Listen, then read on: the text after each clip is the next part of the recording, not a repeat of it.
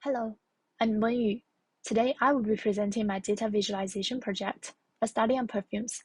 The usage of perfume has a long history, where it can trace back all the way to ancient Egypt. In the past, perfume was not only used for hygienic purpose, but also a symbol of nobility. However, it has become a fashion accessory in today's world, where a large variety of choices are present with varying prices. As a perfume lover, I chose perfume as my topic in order to gain a better understanding on the modern perfume industries and possibly gain insights on how it will continue to evolve in the future. Firstly, I used the data from Fragrantica, a perfume encyclopedia website, which provides abundant information about perfume by perfume lovers. By counting the number of perfumes being designed in each year from each country, I have created this choropleth map, which reveals how the perfume market has been expanding from the 18th century.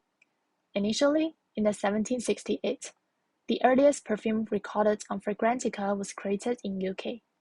Other European countries such as France and Italy gradually started to join in the 19th century.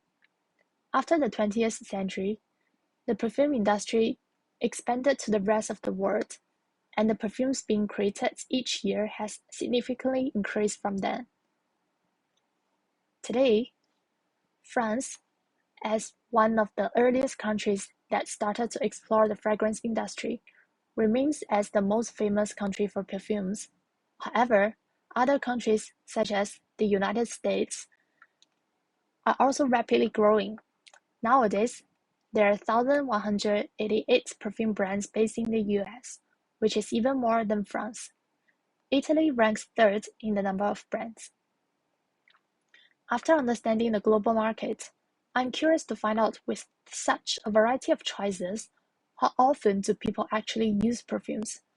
From the research done in 2017, the frequency was being categorized to daily, several times per week, once per week, 2 to 3 times per month, once per month, less often, and never. Surprisingly, it was found that females and males who use perfume on a higher frequency do not differ a lot. The percentage of people who use it daily are about 40%, which is more than one-third of the survey population. To better understand the perfume industry from both the company sides and customer sides, I have selected 3 companies as examples. Chanel, which is one of the most renowned and oldest perfume brands from France, Jo Malone from the UK, which was established in the late 20th century, and Tom Ford from the US, which is a relatively new brand. All 3 brands are quite popular and occupy great proportion in today's perfume market.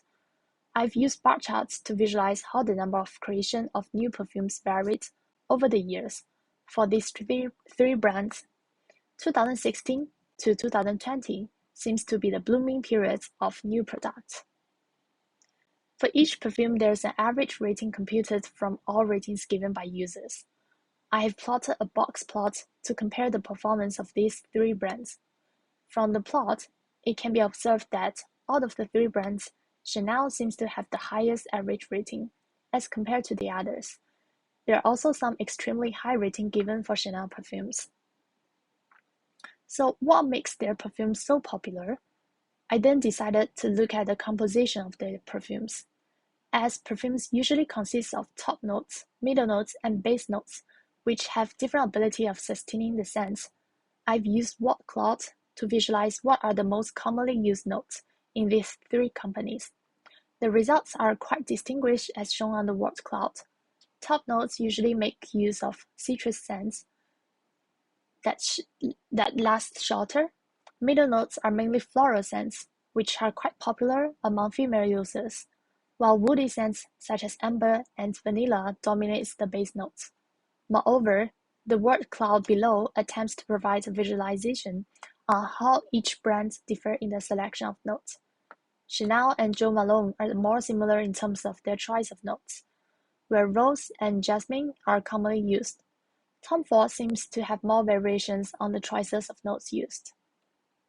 Additionally, given that nowadays there are less gender bias even on the usage of perfumes, I would like to investigate whether brands have shifted their target audience group to better cater to both female and male customers. These three graphs visualize the accumulated amount of perfume products over the years, with the gray area representing unisex perfume, pink and blue for female and male respectively. While female remain as the main target customer, there is an increasing trend on the production of male perfumes for all three brands. Meanwhile, both Tom Ford and Jo Malone put more emphasis on the unisex perfumes, which can cater to both genders. Next, with the data obtained from Fragrantica, which features various user metrics about users' impression to a perfume, such as longevity, which means how long the scent can last, CDH, which represents how broad the scent can spread, and price, and also impression on gender. I have created this plot using CDH, price, longevity, and ratings. This plot may seem quite complicated, but to briefly explain, when you read horizontally, the impression of longevity increases from left to right, and vertically, the CDH ability increases from bottom to top.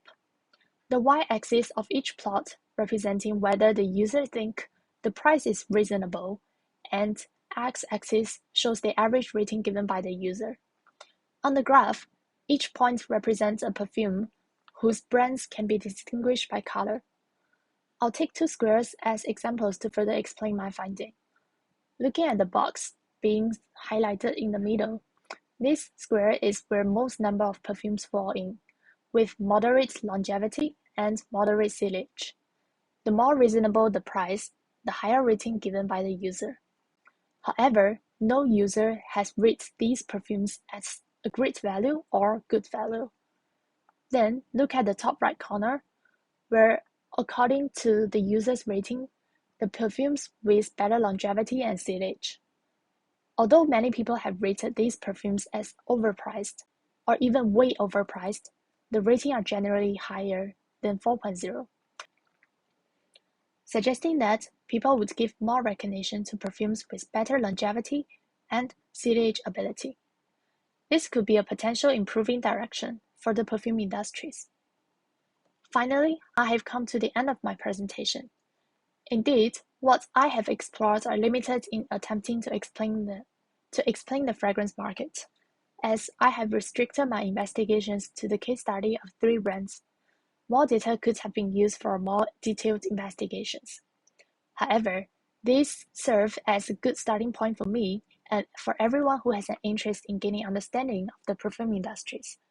Further investigations could be carried out to examine people's preference and the sales data of perfumes for a more holistic analysis. Hope you enjoyed my presentation. Thank you and have a nice day ahead.